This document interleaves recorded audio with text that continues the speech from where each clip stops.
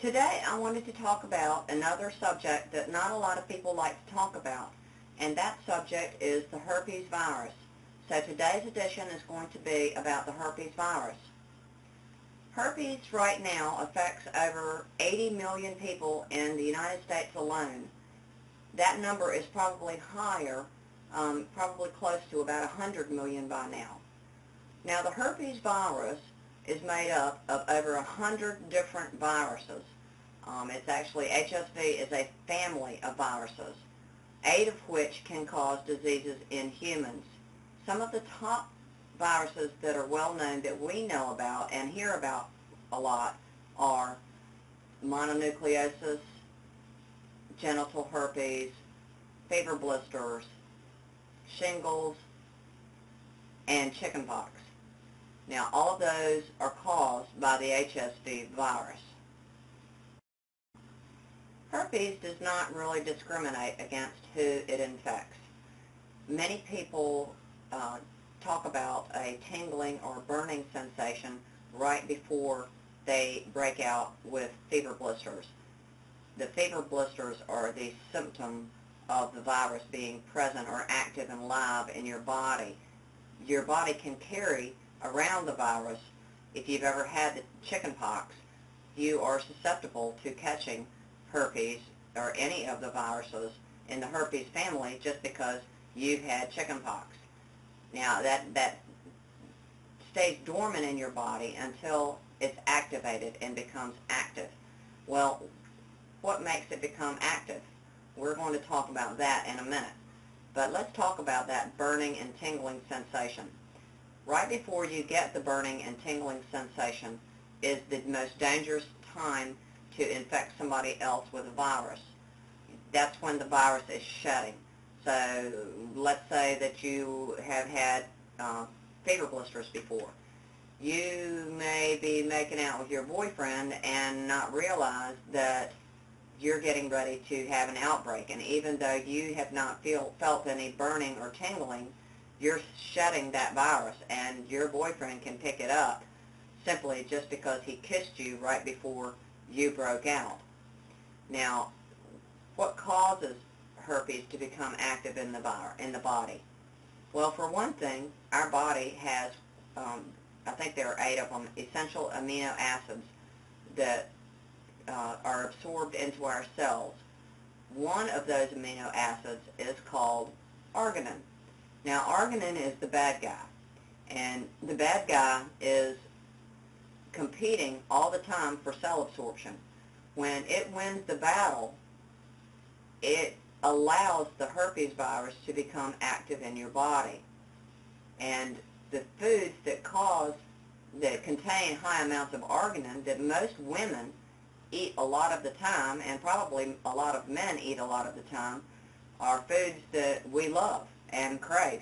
Things like chocolate, peanuts, and other nuts, grains, whole grains, which are found in all breads, cereals, seeds. All of those things are very high in arginine, and if you are susceptible to an outbreak of herpes and you consume a lot of those foods, you're going to have outbreaks more often, because arginine is always going to be in your cells and always going to be dominant. Well, there is a simple supplement, which is also an essential amino acid in your body, that blocks arginine from being absorbed by the cells. When this simple supplement or essential amino acid is present, the arginine cannot be absorbed into the cell, and this essential amino acid is called lysine. Now, when lysine is present, it blocks arginine from being absorbed into the cells, and you will break out with herpes a lot less frequently. Foods that are high in lysine and contain a whole lot of lysine are pork, provolone cheese and or other cheeses, milk, and eggs. So you should eat foods that are high in lysine and stay away from foods that are high in arginine if you want to cut down or totally stave off the herpes virus in your body. The other great thing about lysine is that it's very inexpensive to buy. Now, here's my trusty basket, and of course I have my lysine present. Now, I have never had an outbreak of herpes. I've been very lucky because I have had Epstein-Barr virus, which causes mononucleosis, and I have had chickenpox. And those are all members of the HSV family. But when I had Epstein-Barr a few years ago, I started taking lysine every day, because when lysine is present, it blocks out all members of the HSV family. And I was able to get over my Epstein-Barr much faster just because I took lysine every day. Now, if you want to prevent herpes or herpes outbreaks in your body and not have to buy prescription drugs like Valtrex and Zovirax, I would suggest that you buy lysine. This big bottle of 500 milligram lysine costs about $7 or $8 at any superstore or online, and I would suggest that you keep it on hand all the time if you've ever had fever blisters, because you can spread them to other people. Now, how much do you need? Well, to prevent herpes from becoming an outbreak, I would suggest taking around 500 milligrams a day. However, if you were in the middle of an outbreak, I would suggest taking around 1,000 to 5,000 milligrams a day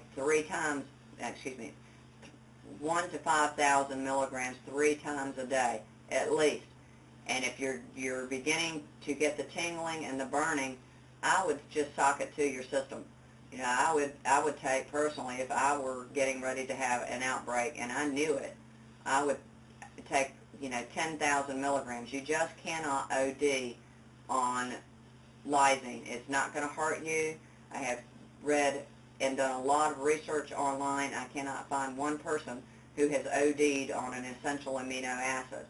So you really want to block that herpes virus from breaking out and becoming active in your body by keeping lots of lysine present in your body so that arginine is not present. And you can also enjoy chocolate and peanuts and other foods that are high in arginine. If you simply take lysine every day, you'll be able to enjoy those foods. But if you're in the middle of an outbreak, stay away from those foods.